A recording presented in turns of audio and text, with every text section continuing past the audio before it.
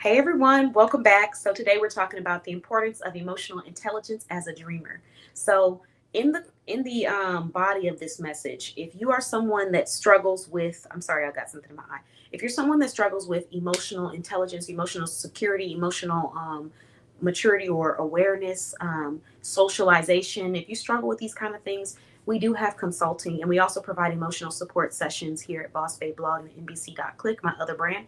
So you can text 833-705-4352. Text help to that number and you can receive assistance. You can tell us what you're looking for, what kind of support you're seeking at this time, what your funding status is at this time, and then we can provide you with either an estimate of our services, what we provide, or we can provide you with a referral of somebody that's credible listed in our directory. So today we're here to talk about the importance of emotional intelligence as a dreamer, as an entrepreneur, as a doer, as a creator, as an artist. This is gold because there are going to be nights when you are so discouraged that you think about quitting and just giving up and throwing it all away because of the stress that you're going through, because of people telling you that you can't achieve, because of people telling you that there's a certain way that you have to do things, because people projecting their own experience onto yours without actually having the statistics or the experience to know if what they're telling you is correct, because of people projecting their fears onto you. And if you don't have emotional intelligence and emotional maturity and awareness, you won't know how to respond to that. You won't know how to understand that it's a projection and it's not reality. Okay, their perception might be their reality, but some projections are not reality in entrepreneurship and in being a business owner, a dreamer, an artist, a doer. Everybody's not always right. And there's not only one way of doing things, there's multiple business models out there. So you can't allow other people's insecurities or internal issues to be projected onto your success, your growth, and your attitude. And a lot of times people will do that intentionally because they want to disrupt. That's just what some people do. And sometimes people do it subconsciously because that's just the behaviors that they've picked up for some reason. And I'm saying this to say that if you don't know that, you're going to allow a lot of negative people to impact your decisions and change the course of your business and your life for the worse, not for the better. So, understanding that a lot of times when you're talking to a person, they're projecting. Not always, but in many cases. Even in marketing, it teaches us that when you are marketing and promoting to an audience, you want to promote to the audience somebody that looks like them or somebody that aligns with them. Because even though you might align with them, having someone that looks just like them in many cases makes it increase the chance that they're going to stay longer or be interested or make a purchase because they resonate with you. So things are often a mirror, a reflection. And sometimes people's words of discouragement or negativity or words of fear come from them projecting their own insecurities onto your dreams and what you're trying to achieve.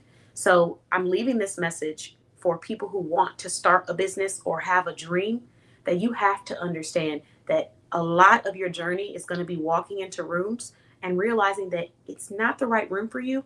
But as soon as you realize that that is a lot of your journey, you're going to get faster at doing it. And when you get faster at doing it, you're going to start having a lot of your journey become walking into rooms where you receive support. You receive people who see you. You receive support from people that are committed to understanding you, committed to helping you, committed to supporting the way that you're doing things or the mission that you're trying to achieve. So once you understand that, you can achieve so much more. But if you stay stuck in that discouraged emotional space because you're listening to projections and opinions of people that are irrelevant or do not have the same level of expertise and intelligence in the area that you are in, it will affect you in a negative light.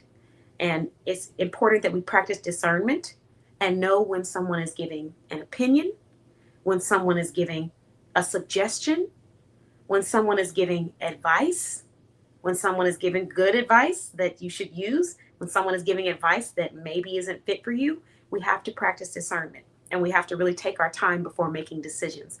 Oftentimes, people will try to rush you or pressure you or strong arm you into feeling like it has to be this way. You're wrong if it's not that.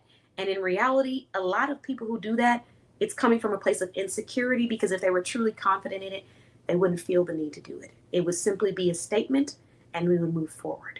But For some people, they're going to have that passive aggressiveness. They're going to say things like, you're a little business. They're going to say, how are you going to succeed? They're going to say, I don't see it growing. They're going to say, this doesn't make sense. They're going to say, you should do it this way. And everybody has an opinion. Everybody does. But which opinions you should actually be listening to and taking advantage of is where the discernment comes into play. Because there are a lot of people out here who are criticizing and opening their mouth to talk about industries and businesses and dreams that they have not achieved for themselves and have not consistently even shown that they're trying to achieve it. We're in two different books, but because I'm sensitive about my craft and because I want to succeed, I'm just listening and absorbing that.